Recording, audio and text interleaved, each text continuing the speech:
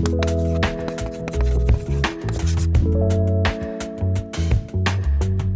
right, 1, 2, 3. Hey, everybody. Welcome back to Chalkboard History.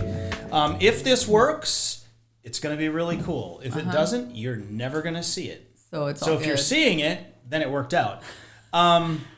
Be prepared to be amazed. Be prepared to be perplexed and amazed. So and challenged. From the beginning, I want all of you to comment. I want you to engage. I want you to tell us what you think, what you're seeing, what you're experiencing, because what we're going to do right now is nothing like what we've done on any episode of Chalkboard History. And I, as the CEO of the Battle of Franklin Trust, feel that it is time to have a conversation about what is unfolding right now that doesn't involve Taylor Swift or Cracker Barrel. And it is the state of, let's say, public history. I think that everyone is aware that over the last, decade plus, 15 years and longer, if you want to pull the string into other subjects, there's been a big reckoning about our past, particularly the Civil War, particularly slavery, particularly the Confederacy. But I want to try and drill down on a couple of points. And one of them is about the National Park Service. And I think everybody knows what has been unfolding at national park sites, which are not all, of course, Civil War related. We've seen, there's a lot of national park sites that don't have anything to do with Civil War. They're natural wonders. Right. But the other one is what I said to you earlier is a weaponization of history. Right. And so just today, I saw a piece about, how organizations should stand up and, make their voice heard about what's happening to the National Park Service. Right. Well, that's easy to say when, you're not working for that organization, because if you say it about one organization, you could say it about us. Right. That we should stand up and condemn the Trump administration for what's happening with the National Park Service. It's easy to push those buttons. But what I'm concerned about is this is really a byproduct of a problem that's been building for a while. And this is where I want all of you to seriously engage on this and share this thing. I want this to go around because I want people to really think about this. I've been at this 20 years. Okay, so I've seen a lot. Trends and changes. And I've seen trends. Yeah. I've seen, somebody pointed out the other day that my first book is 20 years old. And I was like, gee, thanks for reminding me that I've gotten old. But I can tell you that we are in a climate right now that I think is very, very dangerous when it comes to public history. And here's why. We have a group of people that look at everything from the founding almost up to the 20th century as vile, racist, sexist, awful. The country is a piece of trash. It's always been it was a piece of trash from the beginning. The founders are awful. Even Lincoln, he's no good. Of course, Confederates are basically like Nazis. The whole gamut, right? Well, now on the other side, we have the people who, they say everything is woke, everything is politically correct. The Trump administration has this return to sanity or whatever the executive order is. I try not to pay attention to that. And so you have one side that sees the country as virtuous and good from the beginning.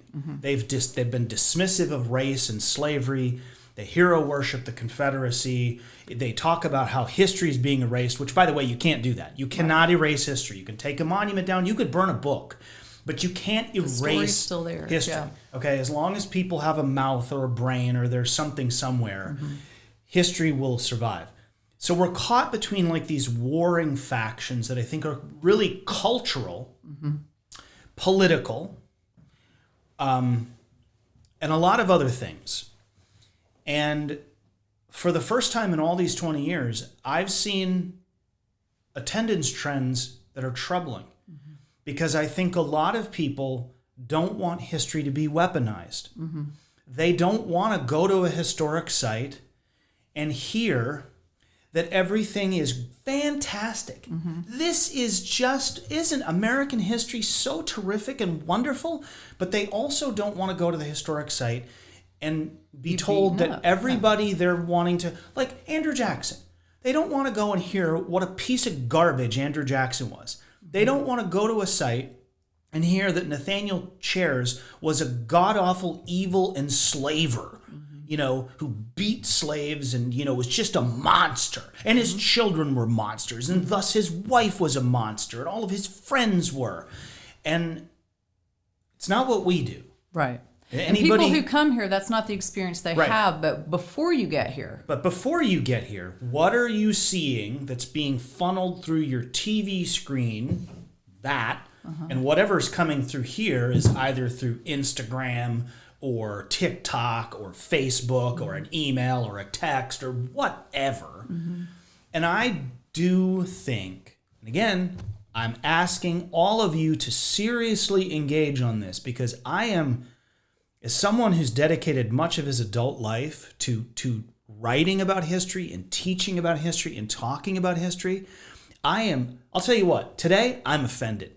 There's a lot of people out there that are pissing me off because they are using history as something to just beat people over the head. And that's not the purpose of it. No.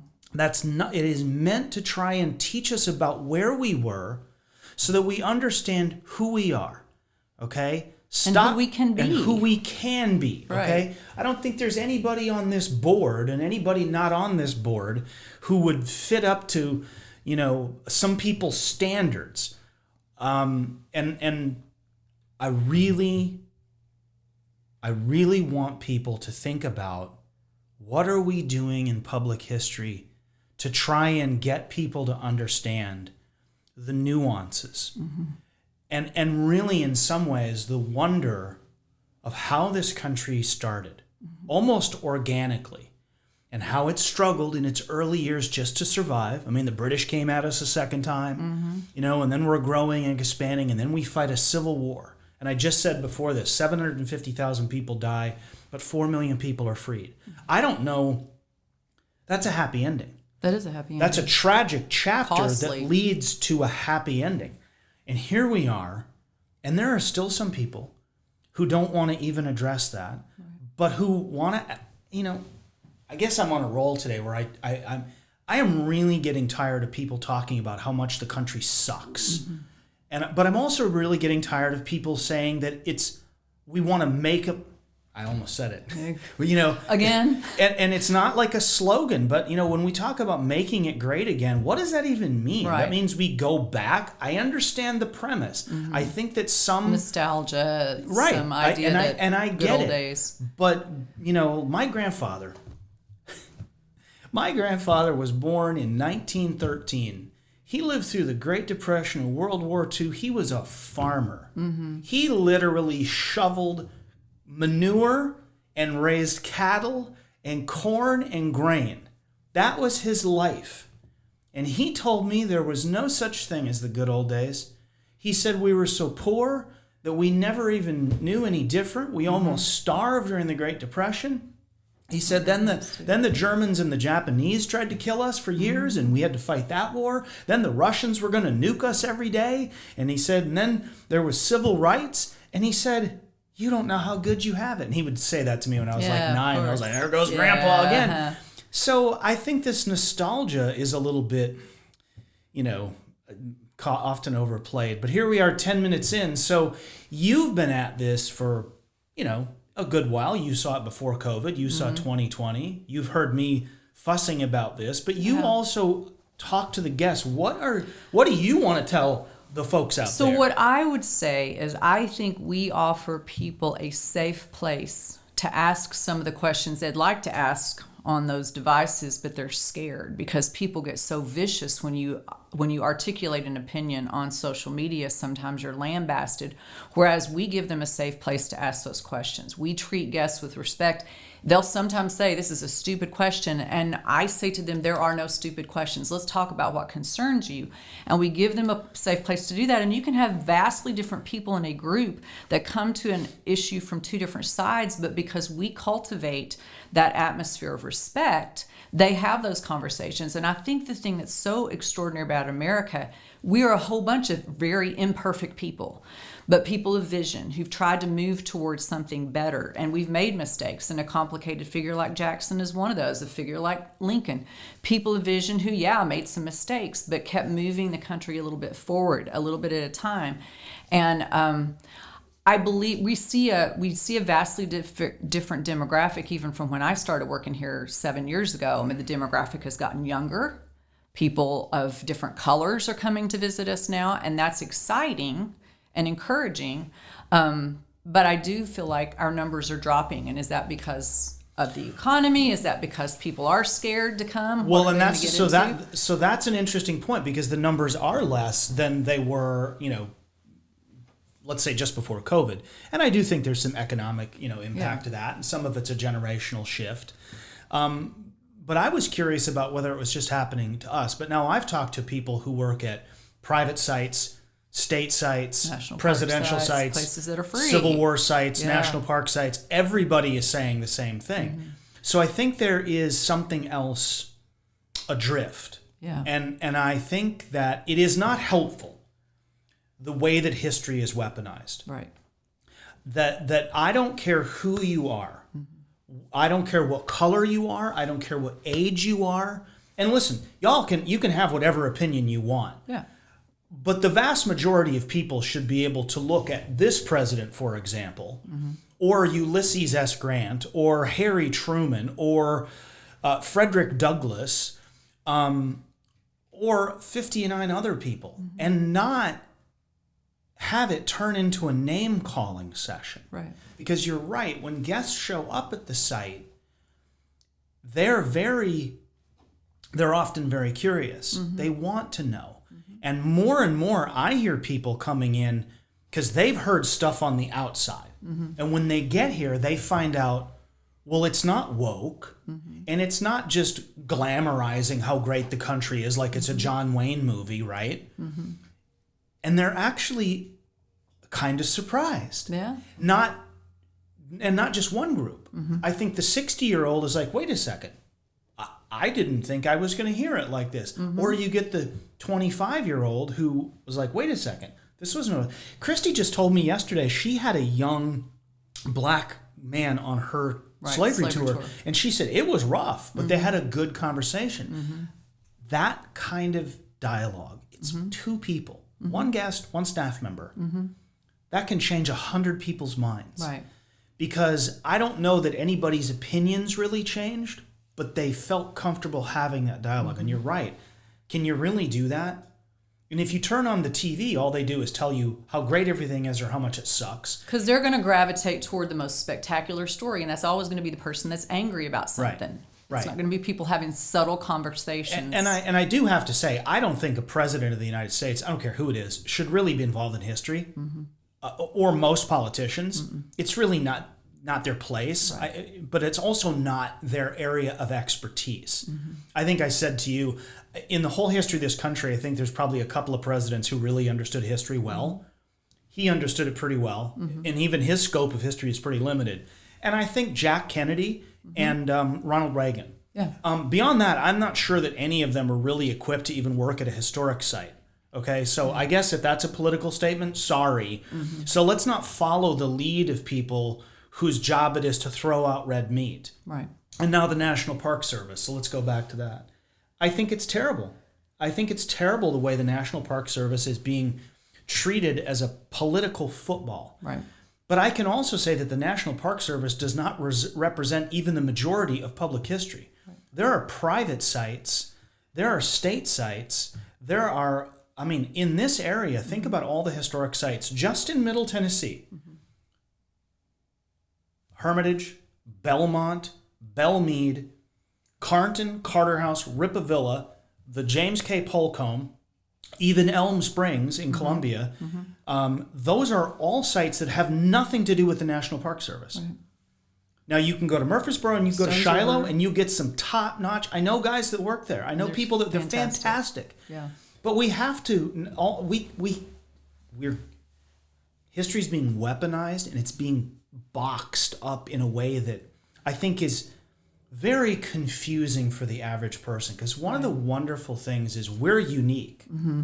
There aren't many people like us. There aren't many people like those who work at the National Park Service or who work at Mount Vernon. Mm-hmm. There are 1,000 times more tourists who are the people. Yeah. And they want to know, they want to learn. Mm-hmm. And I think that we all should look in the mirror. I really do. I encourage everyone, look in the mirror and challenge yourself about what are we doing? Mm-hmm. Is history supposed to be a weapon? I don't think so. Mm-hmm. Is history difficult? Yes. Is this a great country? Yes. And it's great because of those struggles. Have we done some awful things? Yes. That's how I think we've actually become. We don't need to make it great again. It is great. Uh-huh.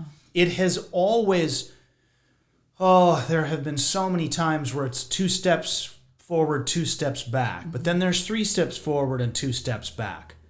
Sometimes it's 1 step forward and 4 steps back. But you know what? You've heard me say there's a reason why a lot of people still want to come here too. And it's not because they're getting free stuff. Right.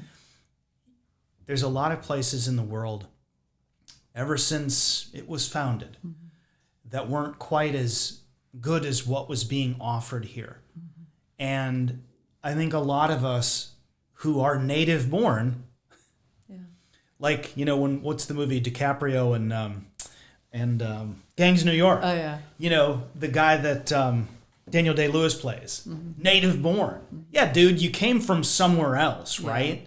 And I think some of us who were born here are the ones that need to look in the mirror and encourage people to visit historic sites. That's right. Not believe that it's a bunch of woke ideology or that I'm never going to go there because those people own slaves. What? Huh? I'm never going to go to a Civil War site. What does it mean to me? Everything. It means everything to you. Go to Gettysburg. It's your history. Go to Shiloh because the Civil War redefined the country and ended slavery. Right. Don't pay attention to what your favorite influencer is saying or what the president is gabbing about. Go find out for yourself and don't allow someone else, and that includes me. I'm just telling you, come and see it. Right. Come and see it for yourself. And don't allow your history to be twisted and distorted by people who don't even work at historic sites. Yeah, who don't even know. Or who don't. Or they know enough that there's this conquer and divide mentality. Yeah. And so this is about as controversial as the BOFT will get in this arena.